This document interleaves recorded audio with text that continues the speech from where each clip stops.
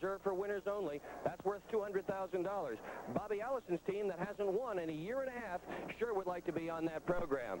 So too would Morgan Shepherd. He's only won a single Grand National race, but it was here at Martinsville. And outside him, Richard Petty in the 43. He's running very, very strong, and his car is strong here at Martinsville. He's the winningest driver here. Dale Earnhardt, he's got 3 wins of the season. Another one here would certainly cement his 1985 season.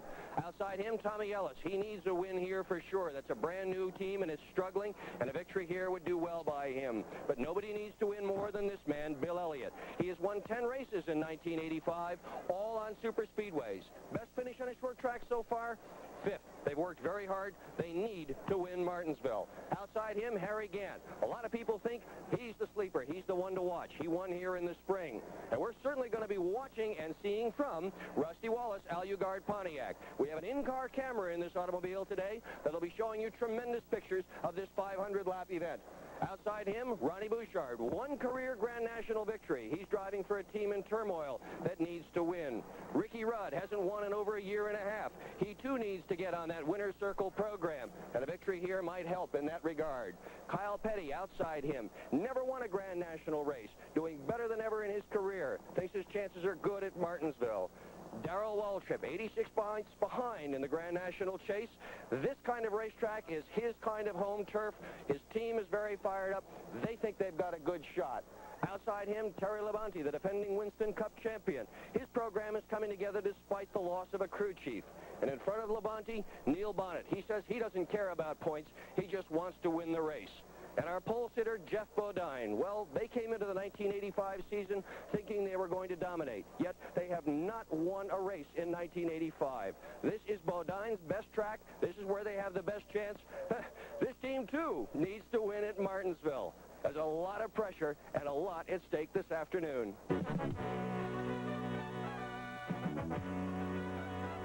From Martinsville Speedway in Martinsville, Virginia, the Goody 500 NASCAR Grand National Stock Car Race. A presentation of SETN, the Special Events Television Network.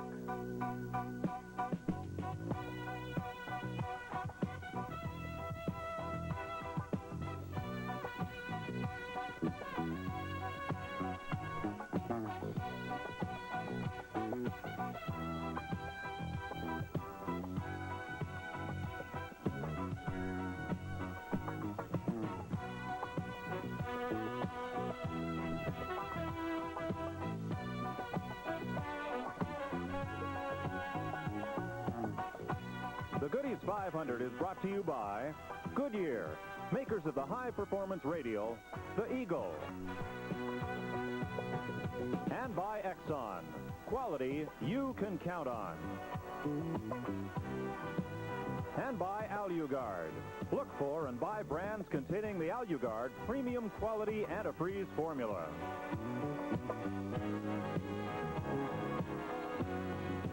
Martinsville Speedway. In the Blue Ridge Mountains of Virginia, this little half-mile racetrack has played host to the greatest stock car racing action of the last 30 years.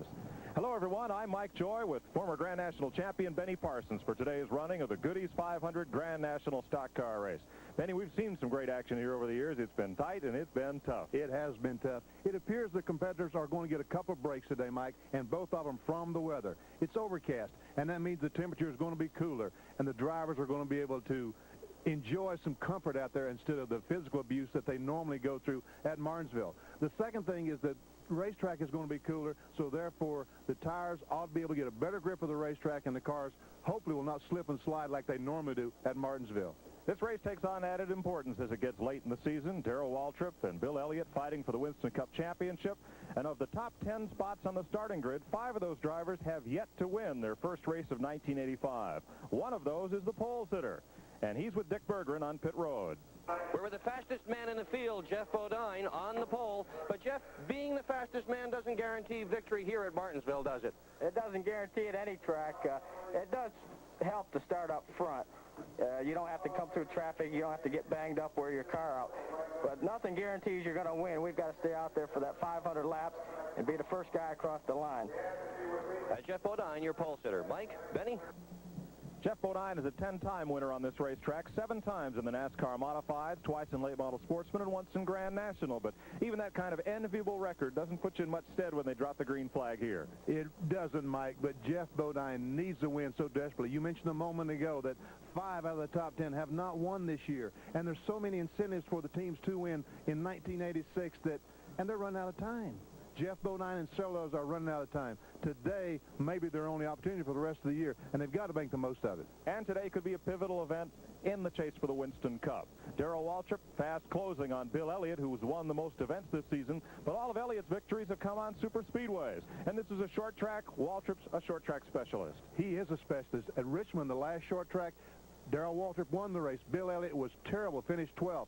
Bill came to Martinsville, tested. He said, I've got to get better on the short tracks if I'm going to win the Winston Cup.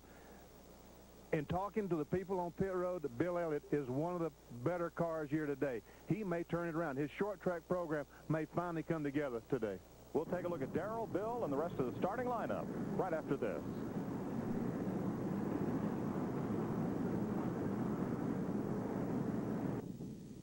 There's Grand Marshal Ann Llewellyn Spencer riding in the Pontiac Sunbird convertible at the front of the field as we're set to go racing here in the Goody 500. Rusty Wallace will be starting back in 7th spot, and there's the view from our SETN in-car camera in the Alugard Spectrum Furniture Pontiac. Let's take a look at the starting lineup for the richest short track race in NASCAR history. Jeff Bodine is on the pole in the Levi Garrett Chevrolet, 90.5 miles per hour, new track qualifying record. He'll start next to third place point man Neil Bonnet in the Budweiser Chevrolet. Starting third is Bonnet's teammate Darrell Waltrip, trying very hard for his 3rd Winston Cup championship. Outside him, Terry Labonte, the Piedmont Airlines Chevrolet, lost Dale Inman a couple of weeks ago. Going to be interesting. 2 Fords in the 3rd row, Ricky Rudd of Chesapeake, Virginia, the Motorcraft Ford of Bud Moore. And the Wood brothers from nearby Stewart, Virginia, field the 711 Ford for this man, Kyle Petty. Then comes Rusty Wallace in the Alugard Pontiac. He will be carrying our camera today. Some good shots from his car. Outside him, Ron Bouchard, the Valvoline Buick. Ron is from Fitchburg, Massachusetts. Here's the point leader, the man who could win $2 million this season, Bill Elliott in the Coors Ford Thunderbird. He'll start next to Harry Gant of Taylorsville, North Carolina in the Skoal Bandit Chevrolet. The rest of the starting field heads up with fastest second-day qualifier Dale Earnhardt, who'll share the 6th row with Tommy Ellis. Morgan Shepherd's in row 7 with the track's all-time winner, Richard Petty. In row 8, we find Bobby Allison alongside Ken Schrader from Fenton, Missouri. In row 9 comes Tim Richmond, been running very well on the short tracks. Alongside him, he had Greg Sachs. Buddy Baker and your younger brother, Phil Parsons, will share the 10th row. And in row 11, youngster Bobby Hillen and veteran driver from right here in Martinsville, Buddy Arrington. In row 12, we find Dave Marcus. Alongside him, Jimmy Means in the Broadway Motors Pontiac. Row 13, Trevor Boyes, all the way from Canada, and Clark Dwyer from Colorado. J.D. McDuffie will have the 14th row. He'll start alongside Bobby Walwack, both veteran independent. Rookie Eddie Beerswall will share row 15 with Brent Elliott, and Lake Speed, added to the field as a provisional starter, will be the 31st car in line when they drop the green flag. Take a look at the field as they roll past on the pace lap for the Goodies 500. There's our camera car, Rusty Wallace. You'll see pictures from that this afternoon. Many of these cars look awful pretty, but Martinsville's reputation, they won't look much like this when 500 laps are over here. They certainly won't, and the sun has come out. The break that I talked about at the top of the show seems to be going away. There is some clouds, but right now it's bright sunshine. Field comes past for the final time at this speed. Next time around, they'll be racing for a share of nearly $300,000, the richest short track race ever in NASCAR. There's Bodine on the pole, the yellow and white number 5 car, Bonnet outside. Darrell Waltrip right behind Bodine, and the green flag is dropped. The Goodies 500 is underway. Neil Bonnet got a good jump on the start, but Bodine just dives right in there, and a lot of contact already as Wallace gets into the side of Kyle Petty. On the back straightaway, Bonnet and Bodine are still side by side, and now Neil tucks in as they head for turn 3. I think Neil Bonnet could have beaten Bodine to the first corner, except he was probably afraid to, because NASCAR wants the pole car to take the green flag first, and if Bonnet had beaten him in the corner, it probably would have been bad. Single file through the first 8 or 9 spots. back to about 10th position. Bodine the leader, Bonnet second, Waltrip third. Fourth is Labonte, fifth is Ricky Rudd, in sixth is Rusty Wallace. Back straight away. Seventh is Bill Elliott, eighth is Kyle Petty, as Bodine hauls him down into the corner once again. Right now, everyone, there's a camera shot from inside the Rusty Wallace car. Just a beautiful, beautiful shot. Right now, Mike, all the drivers are simply feeling each other out to see who is the strongest, and there's no point in trying to pass right now because all you're going to move up is about 18 feet on the racetrack. You see two different types of pavement used here at Martinsville. Concrete is that light-colored part of the surface in the corners. Originally, they just paved the low groove in concrete because the asphalt wouldn't withstand the pounding these 3,700-pound cars on the slick, very adhesive Goodyear racing tires would give the asphalt. It was tearing up. So they paved the bottom lane in concrete, and then a couple of years later, the second lane as well through the corners. And that really makes a difference in how you have to set the cars up to run this racetrack. It does, because it seems as though the concrete gets a lot slippier than the asphalt did. But as Rusty Wallace gets the car completely sideways coming off turn 4. Good job by Rusty. You'll see as he gets down into the corner, the curbing on the left side, that's just like regular street curbing, and it keeps the cars off the infield grass, but you don't want to bump across it, or chances are you go sliding right up the racetrack and take a couple of other cars with you. I think that's what happened to Rusty just a moment ago. I think he touched the curb with his left front tire, and he kicked the back end out. Camera pans 180 degrees to show Bill Elliott, the Winston Cup point leader, who's running 7th right behind Wallace. And just behind Bill, you see Kyle Petty, Ron Bouchard, and Dale Earnhardt, the rest of the top 10. Elliott had thoughts about going by, but he could not make it that time. Jeff Bodine, the pole sitter, is the leader here. Neil Bonnet, Darrell Waltrip, Terry Labonte, the front 4. Bodine won his first Grand National race on this track and went on to win at Nashville. But this season, goose eggs. They've had some good top 5 finishes, but haven't been to victory lane. It appears like Neil Bonnet in the 12 car is holding up Darrell Waltrip. Darrell driving the 11, the white car behind. It appears as though that Neil is a little bit slower than Darrell. But as I mentioned a moment ago, this early in the race, there's no point in taking a chance of hurting your car, bruising your car, simply to go up 18 feet. Bonnet out-qualified Waltrip by only 2/100ths of a second. Changes made in the last practice session Saturday afternoon may have greatly changed the handling capabilities of these two cars. Here is Waltrip diving to the inside, nothing there. Bill Elliott takes a look underneath Rusty Wallace for 6th spot. Elliott in the 9 car. Wallace in car 2, the Pontiac. And there's the view out his front windshield. At 5th place, Ricky Rudd in the Bud Moore Motorcraft Ford. And we see Darrell Waltrip alongside Neil Bonnet just in front, going down the front straightaway side by side. Looks as though Darrell has the position. Yes, Neil has no shot except move over because Darrell had the position. If you can run the low groove here, Benny, and get under a car coming down the front straightaway, he's pretty well stranded or hung out to dry, as we say on the outside. There's nothing he can do, Mike, except relinquish the spot because you have it. And then you need to try and tuck back in right away. Yes. Because if you don't, the other cars are just going to come up, and pretty soon you can go back to 10th, 15th, 20th place. There's a spot, a good shot of Richard Petty. He has already suffered some pretty serious damage. I see the bumper hanging down the left rear of the car.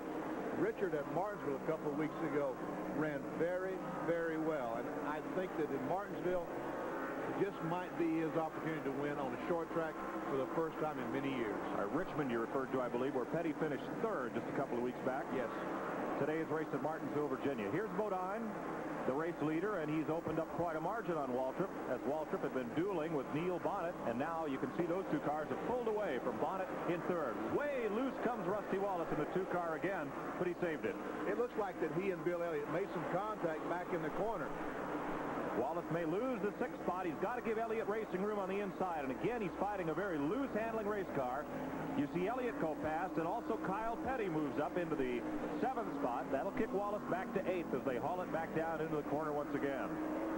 Kyle a little loose there, and Wallace has company on the inside. Ron Bouchard, and now Dale Earnhardt. Just like you talked about a moment ago, look at Rusty Wallace on the outside. How's he going to get back inside? Because here comes Morgan Shepherd. And when Morgan gets by, Tommy Ellis is going to be there. So Rusty Wallace is going to lose about 7 or 8 spots just simply because he got outside one time. Morgan Shepherd, the 00 Chevrolet, Tommy Ellison 18. And here's Earnhardt going for another spot on Ron Bouchard in 47. Earnhardt, the number 3 car, picking up another position on the racetrack. And that will move him up to 8th position. Harry Gant has gotten by. Now Rusty's finally back on the inside of the racetrack, but not after he's lost about 6 or 7 spots. Gant is now the 9th place car. As he moves up in the running order, you see Bouchard at the head of that pack, and here's Buddy Baker on pit road. Unscheduled stop this early in the race, looking at a problem with the rear end. Well, really and truly, we see a lot of smoke under the back of the car. And Baker may be out of the race with rear end trouble. Trouble as Richard Petty and Tim Richmond get together up in turn 3 rather. And Petty will limp across the curbing onto the grass out of harm's way. And no caution flag. Green flag will stay out. Yes. Richard bounces down off the curb and comes back to the racetrack. We'll see a lot of that today. Yes, we will. And Richard is a lap down. The leaders just went by and put Richard a lap down. And that's a tough break. We see some pretty serious damage now on the left front as well as the left rear of Richard's car.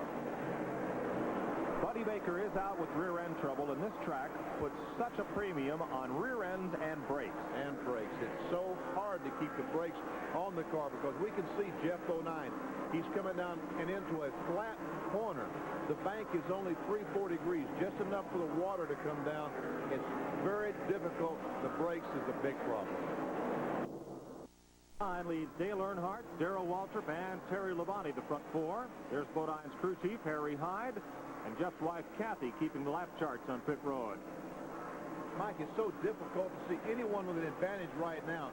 Bodine, Earnhardt, and Waltrip running very close. There we see a right front tire smoking very badly. It looks like that wheel bearing has gone out on that automobile, probably caused by brakes. 3 cars are out of this race with brake trouble already. As once again we look at the leaders, and all 3 of those cars are working real well right on the bottom of the racetrack. Right on the bottom of the racetrack. We see the back end on Earnhardt's car that time come out just a little bit. No big problem, but he is getting a little bit loose. Clark Dwyer has brought the 64 car in to examine that problem, and that's very smart that he did that. Leaders lapped by Bobby Walwack, Superior Piping Buick, the number 74 car. Bodine takes it back down into the corner. Earnhardt, Waltrip gets up alongside the second-place car. Waltrip's going to give him a shot on the inside. Walwack moves over, and Darrell has the spot. He has position. There's nothing Earnhardt can do except back off and let him go.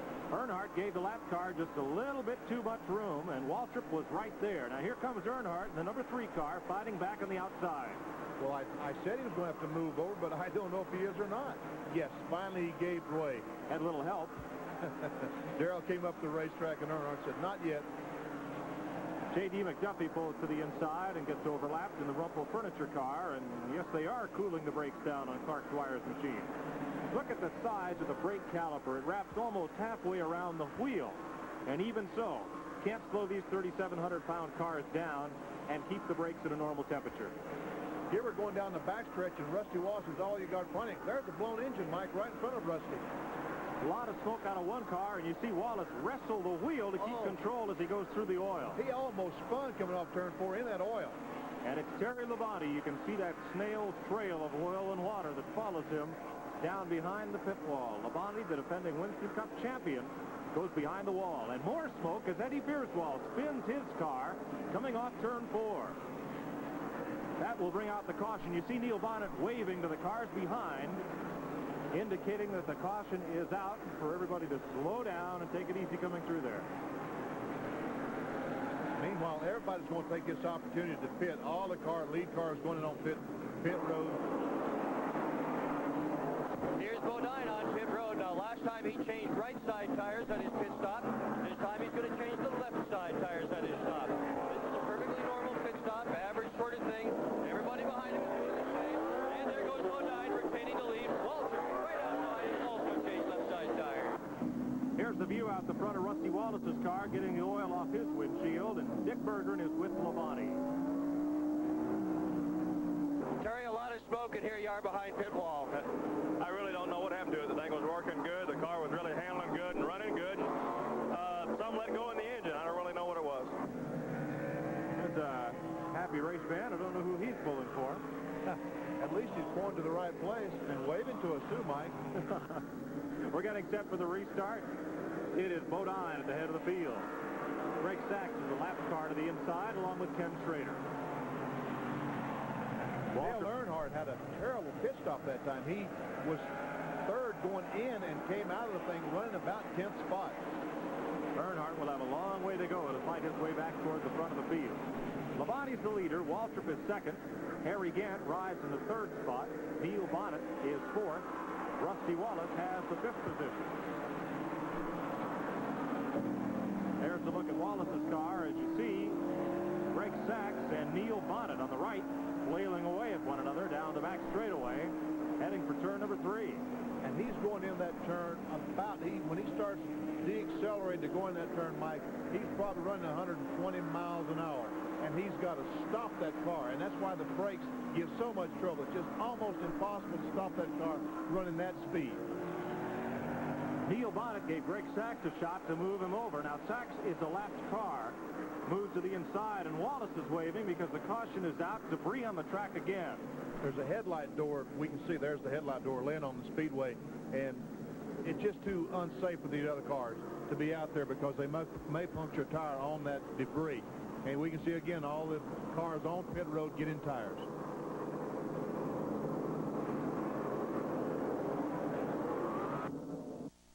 Whenever a tire goes rolling down the racetrack, somebody didn't get the lug nuts on. And that's so easy to do, Mike, because the cars are the drivers are wanting to go so fast. When somebody lets the jack down, those cars leave. The lug nuts aren't tight, the wheel flies off. Getting set for the restart. Cars on the lead lap up on the outside, and Rusty Wallace, you're riding with him behind Bobby Allison. Green flag as they hustle down into turn number 1, and they're running closer together than people park. You're right. We saw Rusty shifting through the transmission to get the car going. They restart in second gear. He shifted to third, then to fourth. Now, when they get to these turns, there is no downshifting. They just use the brakes to slow the car down. On the straightaway, Wallace gets up to about 7,700 RPM before jumping off the throttle and onto the brakes to slow for the tight corners here at Martinsville. Rush hour traffic. Look, those cars are just side by side. Darrell has jumped out to a good lead right now. And driving in traffic here is kind of like driving in rush hour traffic on the highway. If you're in front of the pack, you don't have to use your brakes. You can pick what lane you want to run, where you want to go. But if you're behind a bunch of cars that are running slower than you want to, you're on the brake a lot to slow down, and there's a car in the wall. It is your brother. Phil has backed the car in the wall, knocked the rear bumper completely off the car. We can see the tire marks going up to the wall. And look, the right front tire is down on the right side of that car. It looks like they probably had a flat tire before he hit the wall. Bill Parsons in the fence. Limps that car down to the inside of the racetrack. He'll get it around to pit road. Bodine, Waltrip, Earnhardt, Gant, Allison, Bonnet, and Elliott. Then Bouchard, Kyle Petty. And half the field is on the pit road, led by Ricky Rudd. Phil, it looked like a pretty hard hit. It really wasn't that bad. I cut a tire down as I went to turn 1, and as soon as it did, it shot up toward the wall, and I locked the brakes up. So I thought I had a shot at even missing the wall, but it just kept sliding a little bit and just slashed. It wasn't really that hard. It probably tore the car up, but as far as inside here, it wasn't that hard to hit. Phil, how is the racetrack? What kind of shape is it in? It's in pretty good shape, really. You know, it's not getting off real slick or anything. I think it should make a good race. Getting set for the restart once again. Pace car is off, and Bodine leads them down to the green. Once again, Sachs is on the inside, trying to get his lap back and get on the lead lap. Waltrip second, Earnhardt in third as they come off turn 2. Gant's in the fourth spot. Neil Bonnet rides fifth. Jeff Bodine's been making a good run all day, Mike. And here again, the shot from inside Rusty Wallace's car. Getting some great shots from Rusty from inside that all-you-got Pontiac today. That remote control in-car camera riding with Rusty Wallace as he comes down the back straightaway and heads for turn number 3 here at Martinsville. Long straightaways, tight turns, and flat turns as you can see him come off the corner. Important, too, is that curbing that you'll see come up way on the left side. It's just like the curbing on a highway. You bounce over that, and you're going to damage the car. Greg Sachs has spun. He and Bobby Allison made contact. Sachs has spun right in front of Rusty Wallace, And a good job of Wallace of cutting that wheel sharply to the right to miss it. Puts us under caution again. Wow, that was close for Bobby, and here we see it again. Looks like the Greg Sachs car, Mike, just gets the back end out a little bit, and when he backs off the throttle to straighten the car out, Bobby nails him right in the rear end and turns the car, the 77 car, around. And Allison keeps his foot in the throttle. He knows if he lets up, Wallace is going to be right in the back of him. There's going to be another wreck, that's right. There was a wreck on pit road. Jeff Bodine, Neil Bonnet, and Richard Petty tangled on the pit road trying to get out of the pits. And Richard will have to limp around. Looks like he's going to have to come back in with the front end pointing in different directions. He's going awful slow around there. I can't see any problem on the left side of the car why he would be going as slow as he is, because oh yeah, I see. Front end is towed out. It's definitely pigeon-toed. Not pigeon-toed, but it's pointing one wheel at the grandstand and one wheel at the infield. He has had some serious damage. Richard Petty's car is really well beaten up. The left rear quarter, right front quarter, left front quarter are all well pushed in. Even in the pits here, very, very slow. Crew now looking over the car, trying to decide what, if anything, can be done to repair it. That right front wheel is really out of kilter. Richard Petty in very serious trouble, going to go behind the wall.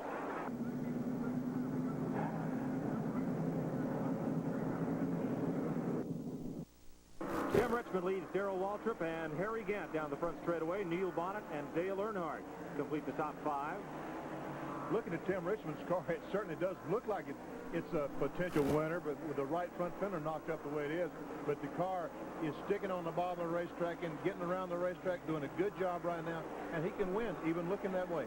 Good thing aerodynamics are not critical here on the short track. Exactly right. They play no part in this. Gear, brakes, gear, engine are important. Jeff Bodine has come back on the racetrack in 6th spot after pit stops. Ricky Rudd rides in 7th. Well, I'm with Raymond Beadle. He owns the car that's in the lead right now. The team, by the way, calls this car Samson.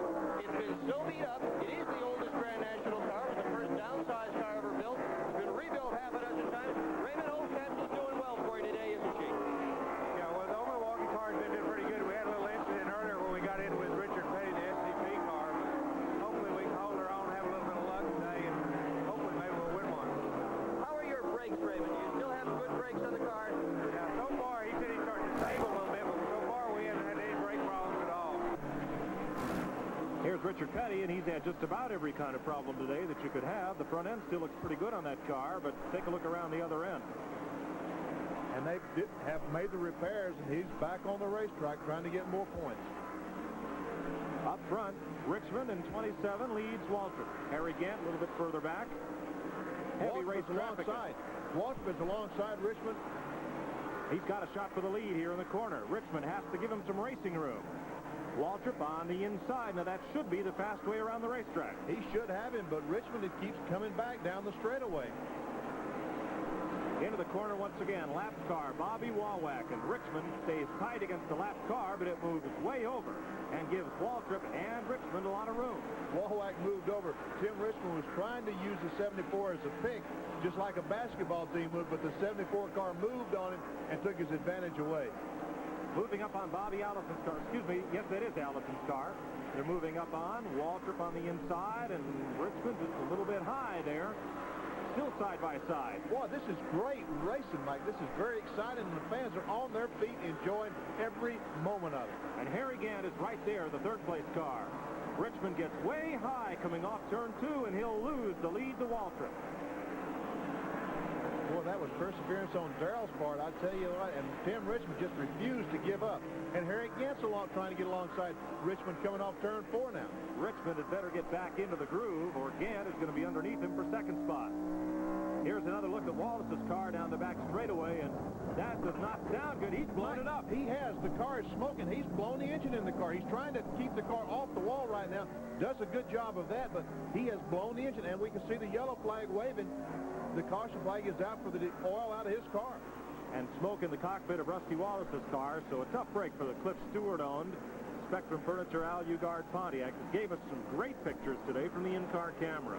Those pictures were spectacular today. This is one, and Bodine is smoking. This looks like a serious problem for Jeff Bodine. And they're not they're just casually walking up to the car. He must have radioed. They're raising the hood. He must have radioed and told me he had serious problems. Dick Bergerons with Rusty. Well, we're sorry to see you behind the wall, Rusty, but we sure thank you for the fine pictures that you gave us. What did happen with your car? Well, it's just the engine finally blew up is what happened, Dick. The car was handling well at the beginning of the race. The last time we got a bad set of tires, that's what put us behind a little bit, but the forever-ending problem of engine blowing, it's just, it's been plaguing us all year long, and it's happened again. Sorry to see it, because we're trying to make a comeback, you know, and it just doesn't seem like it's going to happen, so we're working real hard trying to make it happen now. It looked like for the last 25 or 30 laps, the back end of the car was trying to lead the front end. Was it a tough drive for you, Rusty? It sure was. It's very hard. You know, I was driving while I was working. The car was just very, very loose, and it was just a bad set of tires. The tire stagger went away. And perhaps I was locking rear wheels up because of the braking. I think maybe I might have glazed up a set of front brake pads causing that, but we'll be back. But it's got to be the most frustrating thing there ever was. The sophomore jinx has sure stuck it. Well, Rusty Wallace will be back next year with his team, but right now, unfortunately, the oil and water from this engine is running right under our feet as we speak to you. Tough break for Wallace. He is out of the race, but the light is out on the safety car, and Harry Gant was the first car off pit road. He'll lead them down to the green flag. Kyle Petty is alongside trying to get one of his laps back. The inside line, again, can, if they're one or more laps down, can move up. That's what Kyle Petty has done, trying to get one of his laps back. And here comes Ricky Rudd way up the inside. Rudd is 2 laps down, trying to get one of his back down to turn 1, and Kyle just wails into the back end of Waltrip's car. Wow, and there's Bill Elliott rides over the back of Richard Petty's car. Lots and lots of cars involved in that. And there are the leaders in the Winston Cup point chase. Elliott against the wall hard, and Waltrip down in the infield grass. But Darrell has his car moving again, and the damage doesn't look severe to Darrell's car. Waltrip pulls away, and there's Elliott moving away, and his car is all messed up. But yeah, there does look like some serious damage to Bill's car. And here's Darrell Waltrip in the pit area. He almost overshot the pits, but not quite. Junior Johnson is working on the right side of the car, pulling sheet metal out, while the crew is in the process of changing the left side tires.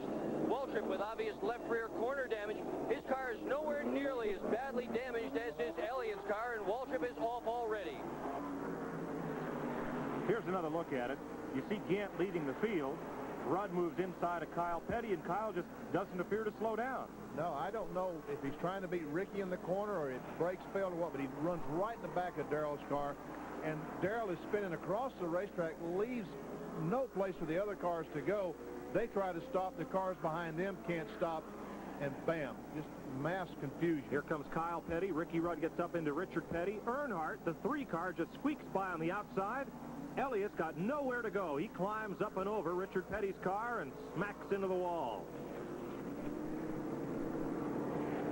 So there sit the 2 leaders in the point chase as the rest of the field hustles past. But Darrell was the lucky one in this situation because he was able to get going. Okay, here's Bill Elliott on pit road. Boy, this car is really bent up. The left front fenders and the left front tire.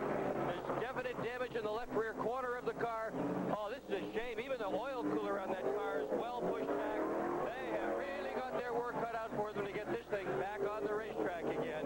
Elliott trying to move the steering wheel back and forth to see if everything works or not. It does, but barely. Until then, Elliott had gone virtually trouble-free all day. There was hardly a mark on his race car. And Benny, it's about the best that Bill Elliott has run on a short track this season. Yes, I really felt like that Bill had his operation in pretty good shape. Here, another replay. Now, this is from way low in turn number 1. SETN has a camera right on the turn 1 wall. You see the initial impact, and now look and see if you can find a place for the 9 car of Bill Elliott to go as the track fills up with race cars. There is no place to go. He just has to keep going out, and finally he runs over the right rear tire of Richard Petty's car and into the wall.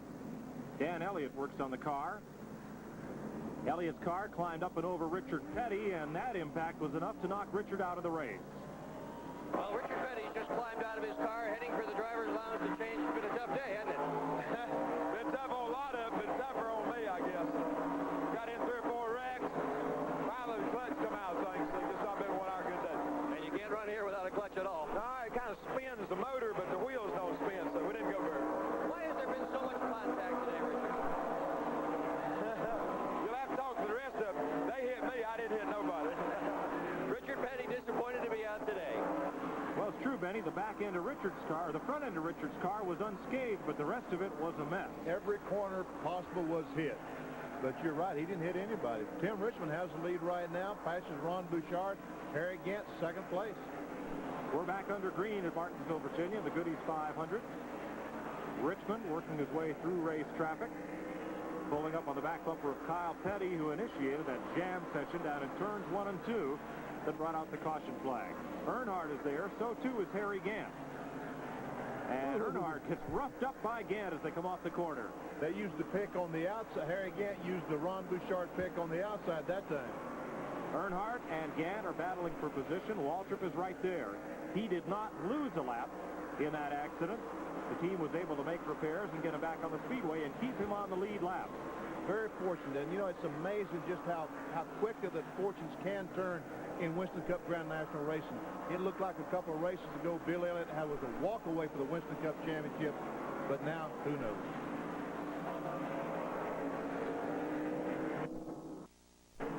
Darrell Waltrip trying to track down Dale Earnhardt, the race leader in the Goody's 500. There's Earnhardt's number 3 car pulling up at the back end of Lake Speed. He has quite an advantage unless there's a caution flag. Darrell Waltrip, I don't believe, is going to catch him. Earnhardt, his car showing the battle scars of half-mile racing, works around Lake Speed's car. And here is Waltrip coming off the corner. He's about a straightaway behind. And we saw Darrell Waltrip fighting the steering wheel just a moment ago. He's losing some of the handle. Harry Gant's the third-place car. They're all on the lead lap. 1 lap down, Ricky Rudd is fourth on a lap by himself. Kyle Petty, Ron Bouchard, and Tim Richmond are 2 laps behind. That takes you back to 7th spot. And Bobby Hillin is spun. That's the car that Darrell Waltrip was just overtaking and putting the lap down. Spun going in turn 3. The caution is out. Now, what's everyone going to do? The caution is out with 6 laps to go. What strategy are the teams going to use right now? That's the question mark now. Well, Waltrip benefits doubly. First off, that Hillin did not collect Waltrip when he spun, and also that now Darrell will come to pit road. Earnhardt does not. Earnhardt stays on the racetrack. Darrell Waltrip is changing left side, which means that he's going to try to really make a run at Earnhardt the last few laps. Harry Gant did not pit the last time, but he is coming in this time. Here's Harry Gant on pit road. They have been looking for an opportunity to change tires. They're not going to have much of an opportunity to make up some time. Here is Gant on pit road with the tire change he wanted. But my goodness, he's going to have some real problems catching up with Dale Earnhardt. And they were making a very serious chassis adjustment just as they let the car down. That's one reason they had to hold up and wasn't able to get back on the racetrack was for the chassis adjustment. And Harry's caught in traffic back there and cannot get up to Dale Earnhardt and Darrell Waltrip. Has one of the cars on the lead lap. He should be able to come up around the outside. He made it. He's up behind Darrell Waltrip. Right now we have a real shootout. 4 laps to go. It's anybody's race right now. Earnhardt stayed on the racetrack. Very, very slow, the pace up in turn number 3. Earnhardt wants to really slingshot the field, and he's hard on the throttle. Here comes Earnhardt down to the start-finish line. 4 laps to go. Earnhardt, Waltrip, and Gant to settle the Goody's 500. Behind them is Rudd, 1 lap down. Off turn number 2, and Gant is not going. No. He drops to the inside. He goes to the inside. Waltrip ought to have an advantage with those new left side tires, but Earnhardt's car doing a good job with tires. 3 laps to go. Earnhardt's car is doing a great job, Mike, with tires that are worn, staying low on the racetrack. And Harry Gant is just holding on. Something is wrong with that car, but he will stay on the racetrack and try to finish these last 3 laps so as not to lose 3rd spot to Ricky Rudd. Waltrip puts the snout of his Chevrolet right up under the rear bumper of Earnhardt as they come off the corner and down the front straightaway. 2 laps to go, and we can see how serious Dale Earnhardt is. He came off that corner, and they put Harry Gant a lap down. But Earnhardt, Waltrip runs across the curb. He's alongside Dale. No, Earnhardt, they touched down the back straightaway. They didn't just touch, they rammed and jammed down into the corner. Waltrip again applies the bumper to Earnhardt. Gant now a lap down will have to fight off Ricky Rudd for 3rd, and there's 1 lap to go. Earnhardt had Darrell Waltrip was alongside Dale Earnhardt just a moment ago. Can he do it again? Last chance for Waltrip will be at turns 3 and 4. Earnhardt takes them into the corner. Waltrip will be looking low. They're They're both right down against the curbing, and Earnhardt stutters a bit coming off turn number 4, late getting on the throttle, and Waltrip has no place to go. Earnhardt wins the Goody's 500. His 4th victory of 1985 and the 14th of his Winston Cup career. I wonder if Darrell is congratulating Earnhardt. I kind of doubt it. Earnhardt, with a wave to the crowd, has picked up his 4th win of the season. Look at the straight marks up and down the side of that car. Waltrip is 2nd. Gant holds off Ricky Rudd for 3rd. And Kyle Petty, there the number 7 car, winds up 5th ahead of Ron Bouchard, their 6th place Bouchard. Dale Earnhardt has won the Goody's 500, and Benny, it was a typical cramming and bamming show. It really was a typical Martinsville show, good competitive show. Dale, quite a last 5 laps. Well, it was. You know, that was a pretty risky call we did there at the end. We didn't stop and get tires, and we knew it was going to be close. I didn't know I could hold Darrell off, but I had to keep him down low. I did everything I could to keep him back there. He did everything good to get by him. It was a good race. How about the pass on Tim Richmond? What about it? Well, it looked like a pretty rough deal. I know nothing rough about it. Dale Earnhardt here in victory lane. Side of his car is bashed a little bit, but he certainly is happy to be here for yet another victory at Martinsville. Well, you've said many times, Benny, it looks an awful lot different from the cockpit than it does watching it up here. I'm sure that Earnhardt and Tim Richmond thought there was nothing unusual at all about that move. And here is the move that won the race for Dale Earnhardt. This is a couple of laps to go. Darrell Waltrip pushing him. He's trying to get by Earnhardt, trying to keep him back. They come off the 2nd corner. Darrell gets a great jump, gets alongside. Earnhardt they get together. Earnhardt runs Darrell down to the inside, and Darrell had no chance, no choice except back off. If Waltrip had gotten underneath Earnhardt, the race would have had a different outcome. 1 lap to go. Waltrip has just one more chance at it at each end of the speedway, and Earnhardt is right down hugging the curbing. There's no opportunity for Waltrip to get underneath. Exactly. That's what Earnhardt did. He just kept it on the bottom of the racetrack and forced Darrell to go outside. And there's no way that Waltrip here, there's no way that Waltrip can go outside and pass the car as fast as Earnhardt. Darrell Waltrip ends up just a car length shy of the checkered flag. He's with Dick Berggren. Darrell, you got a nose under him a couple of times, but not quite good enough to take it away from Dale Earnhardt. No, I guess not. But the car ran well for you. It did. It did real good. When I got in that wreck up there, it bent all the steering linkage up under the car, and I went over the big curb and drug the linkage up against the oil pan, I guess. I couldn't hardly steer the thing, but nevertheless, track wasn't big enough for the way we was racing there at the end.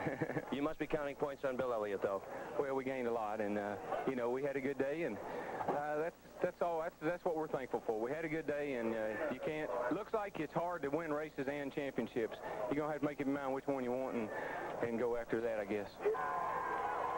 Well, Dale Earnhardt rides around the track waving to the fan and talking with Motor Racing Network's Ned Jarrett on radio. And Benny, that's so true. He could have won the race, but then again, he might have ended up in the fence and not got his 2nd place point. Dick Berggren is the 3rd place finisher, Harry Gant. Well, Harry Gantcher ran well all day, but in the end, it really wasn't there this time. Yeah, we sort of disappointed run that good and then not be able to race them the last laps because we was fast as Darrell in 11. I mean, Darrell and Dale, but, you know, we just overreacted on our tire stagger and stuff, and we just got bad tires, and we just didn't go nowhere. So I would have loved to have been there. We should have been there. After running that much all day, we should have been there to race for the win, you know. But we just got just too bad a set of tires. Then we had one flat. Here are the folks from Goody's with Dale Earnhardt.